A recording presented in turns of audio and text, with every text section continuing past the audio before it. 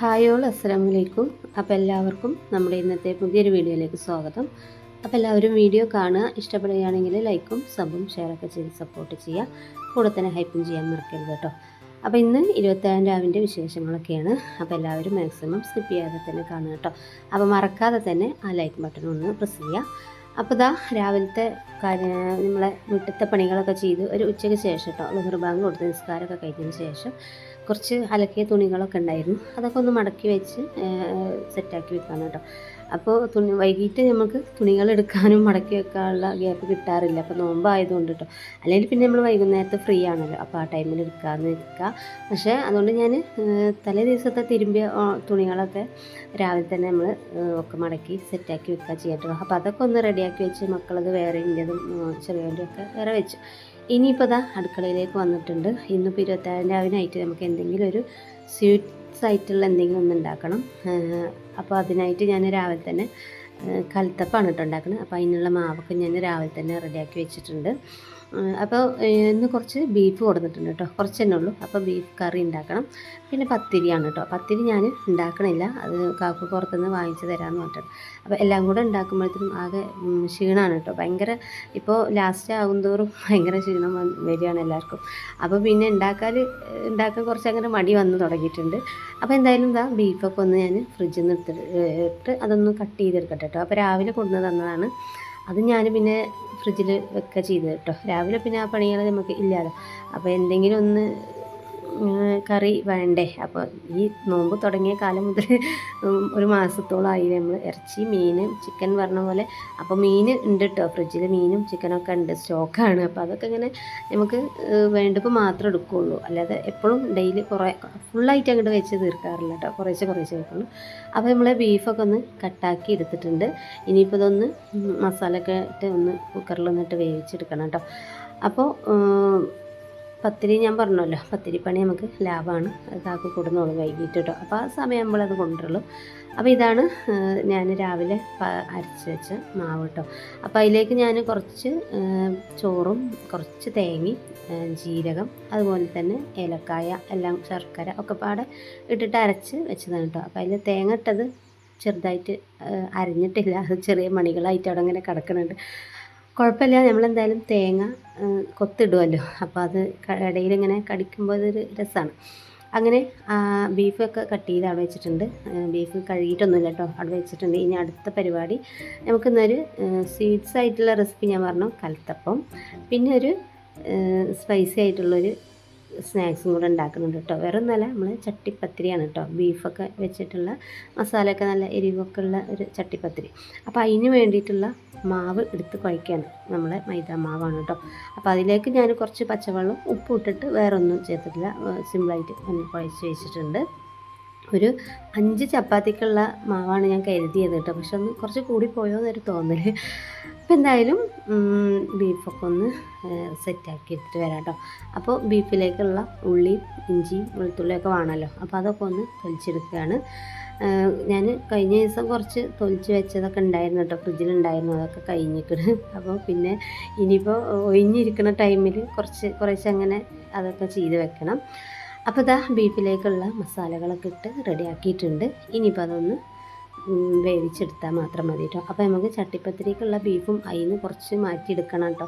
അപ്പോൾ ആദ്യം ഞാൻ അതുകൊണ്ടാണ് ബീഫ് വേവിക്കാൻ വെച്ചത്.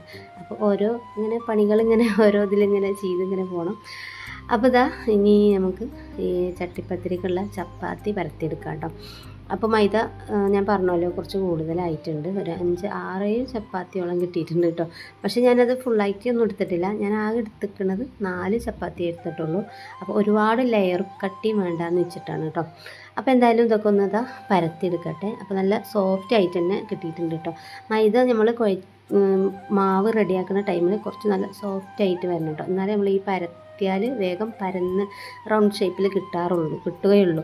അപ്പോൾ അതിനായിട്ട് നമ്മൾ കുറച്ച് നല്ല സോഫ്റ്റ് ആയിട്ട് തന്നെ കുഴച്ച് വെക്കുക. മൈദ അല്ലേ, നമ്മളിങ്ങനെ പരത്തുന്തോറും അതിങ്ങനെ വലിവ് വരുന്നൊരു സംഭവമല്ലേ, റബ്ബർ പോലെ ഇങ്ങനെ അങ്ങോട്ട് പരത്തുമ്പോൾ ഒന്ന് പിന്നെയും ചുരുങ്ങും വീണ്ടും ചുരുങ്ങും, അങ്ങനെ ചുരുങ്ങാതെ വരുന്നെങ്കിൽ കുറച്ച് ലൂസായിട്ട് തന്നെ കുഴച്ച് നല്ല സോഫ്റ്റ് ആക്കി എടുക്കണം. അപ്പോൾ ചട്ടിപ്പത്തിരിക്കുള്ള പത്തിരി ചുട്ട് റെഡിയാക്കിയിട്ടുണ്ട് ഞാനവിടെ. ഇതിപ്പോൾ നമുക്ക് തേങ്ങ വറുത്ത് വെച്ചിട്ടുണ്ട്, പിന്നെ കൽത്തപ്പത്തേക്കുള്ള ഒക്കെ കേട്ടത് ഉള്ളിയും മസാല ഉണ്ടാക്കാനും. അപ്പോൾ ഇതാ നമ്മുടെ മൈദ പത്തിരി 4 എണ്ണം കേട്ടോ, 4 എണ്ണം ഞാൻ എടുത്തിട്ടുള്ളൂ. ഇനിയിപ്പോൾ ബീഫൊക്കെ വെന്തിട്ടുണ്ട്. അതിന് ഞാൻ കുറച്ച് ബീഫ് എടുത്ത് മാറ്റിയിട്ട് മിക്സിയിലൊന്ന് ക്രഷ് ചെയ്തെടുത്തിട്ടുണ്ട് കേട്ടോ. ഇനി അതിലേക്കുള്ള മസാല ഉണ്ടാക്കുകയാണ്. അപ്പോൾ ഞാൻ എന്തായാലും മൺചട്ടിയിൽ തന്നെ ഉള്ളിയും ഇഞ്ചിയും വെളുത്തുള്ളി ഇതൊക്കെ ഇട്ടിട്ടൊന്ന് വാട്ടിയെടുക്കുകയാണ് കേട്ടോ. പത്തിരിക്കുള്ള മസാല ഉണ്ടാക്കിയെടുക്കുകയാണ്. പിന്നെ ഇതാ ഇപ്പുറത്തെ അടുപ്പിൽ നമുക്ക് കൽത്തപ്പത്തിനുള്ള കുക്കറും ഞാൻ വെച്ചിട്ടുണ്ട് കേട്ടോ. കുക്കറിലാണ് കേട്ടോ വയ്ക്കുക. അപ്പോൾ കുക്കറൊക്കെ ഒന്ന് ചൂടായി വന്നതിന് ശേഷം കുറച്ച് നെയ്യ് ഒഴിച്ച് കൊടുത്തിട്ടുണ്ട്. ഇനി ലേശം വെളിച്ചെണ്ണയും കൂടെ ഒന്ന് ഒഴിച്ചെടുക്കുന്നുണ്ട് കേട്ടോ. എന്നിട്ട് നമ്മൾ തേങ്ങാക്കൊത്തൊക്കെ ഇട്ടിട്ട് ഒന്ന് നല്ലോണം ഒന്ന് മൂപ്പിച്ചെടുക്കുക ചെയ്യുന്നത്. അപ്പോൾ പലരും പല വിധാണല്ലോ ഉണ്ടാക്കുക. ചിലവർ ഇന്ന് നെയ്യപ്പം ഉണ്ടാക്കും, അല്ലാത്തൊരു ഉണ്ണിയപ്പം, ചിലവർ പൂവാട, അങ്ങനെയൊക്കെ എന്തെങ്കിലും ഒരു സ്വീറ്റ്സ് ഉണ്ടാക്കും അല്ലേ.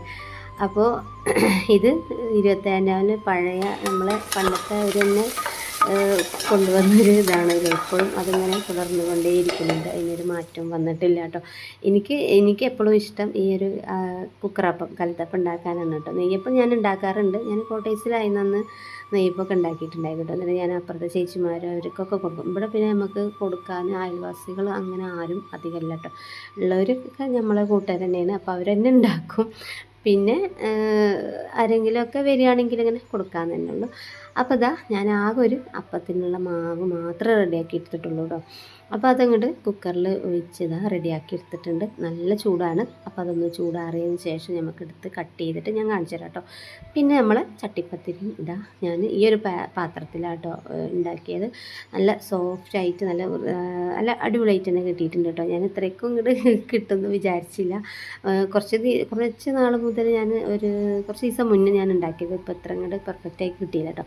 അപ്പോൾ ഇതെന്തായാലും നല്ല ഫില്ലിങ്ങും കറക്റ്റായിട്ട് പുറത്തേക്കൊന്നും വരാതെ നല്ല അടിപൊളിയായിട്ട് കിട്ടിയിട്ടുണ്ട് കേട്ടോ. അപ്പോൾ നമ്മുടെ ചട്ടിപ്പത്തിരി ഇതാ അടിപൊളിയായിട്ട് ബീഫ് ചട്ടിപ്പത്തിരി നല്ല എരിവും മണവും രുചിയും ഒക്കെ ഉള്ള അടിപൊളി പത്തിരി റെഡി ആയിട്ടുണ്ട് കേട്ടോ. അപ്പോൾ 4 ലെയറാണ് കേട്ടോ ഉണ്ടാക്കിയിട്ടുള്ളത്. ഓവർ കട്ടിയായാൽ നമുക്ക് കഴിക്കുമ്പോൾ പെട്ടെന്ന് ഒരു മടുപ്പ് തോന്നും. ഇതാകുമ്പോൾ നമുക്കൊരു പാകത്തെ ഒരു പീസ്, ഈ ഒരു പീസ് കഴിച്ചാൽ തന്നെ നമ്മൾ വയറ് ഫില്ലാവും കേട്ടോ. പിന്നെ ഇതാ നമ്മൾ നല്ല ആരൊക്കെ എടുത്ത് നല്ല സോഫ്റ്റ് കൽത്തപ്പം റെഡി ആയിട്ടുണ്ട്. അപ്പോൾ നമ്മളെ 27-ാം രാവിൻ്റെ സ്പെഷ്യൽ ഇതാണ് കേട്ടോ. ഇന്നത്തെ സ്പെഷ്യൽ പ്രത്യേകിച്ച് വേറൊന്നുമില്ല. അപ്പോൾ എന്തായാലും ചട്ടിപ്പത്തിരിയൊക്കെ നല്ല ഉഷാറായി കിട്ടിയിട്ടുണ്ട്. ഇനിയിപ്പോൾ ബാങ്ക് കൊടുക്കാൻ സമയമായി. ഇനിയിപ്പോൾ നമ്മൾ നോമ്പൊക്കെ തുറക്കട്ടെ. അങ്ങനെ ഇതാ കുറച്ച് ചായ ഉണ്ടാക്കിയിട്ടുണ്ട്. പിന്നെ വത്തക്ക. ഇന്നിപ്പോൾ ജ്യൂസൊന്നും ഉണ്ടാക്കിയിട്ടില്ല കേട്ടോ. ഇന്ന് നല്ല പച്ചവെള്ളം കൊണ്ടാണ്. അങ്ങനെ അതൊക്കെ കഴിഞ്ഞതാ നമ്മുടെ നല്ല അടിപൊളി വറുത്തരച്ച ബീഫ് കറിയും ഇവിടെ റെഡി ആയിട്ടുണ്ട് കേട്ടോ. അപ്പോൾ കാക്കു പുറത്ത് പോയിട്ട് വരുമ്പോൾ ഞാൻ പറഞ്ഞല്ലോ പത്തിരി പൊറാട്ടയും കൊടുത്തിട്ടുണ്ട് കേട്ടോ. പത്തിരി ആയിരുന്നു ഞാൻ പറഞ്ഞത്, പക്ഷേ കുറച്ച് പൊറാട്ടയും കൊടുത്തിട്ടുണ്ട്. അപ്പോൾ ഇതാ നല്ല കിഴങ്ങും ബീഫും ഒക്കെ ഇട്ട വറുത്തരച്ച കറിയും റെഡി ആയിട്ടുണ്ട്. അപ്പോൾ ഇതാ പൊറാട്ടയും കുറച്ച് പത്തിരിയും ഇവിടെ ഉണ്ട് കേട്ടോ. അപ്പോൾ ഇതാണ് ഇന്നത്തെ നമ്മുടെ ഫുഡ്.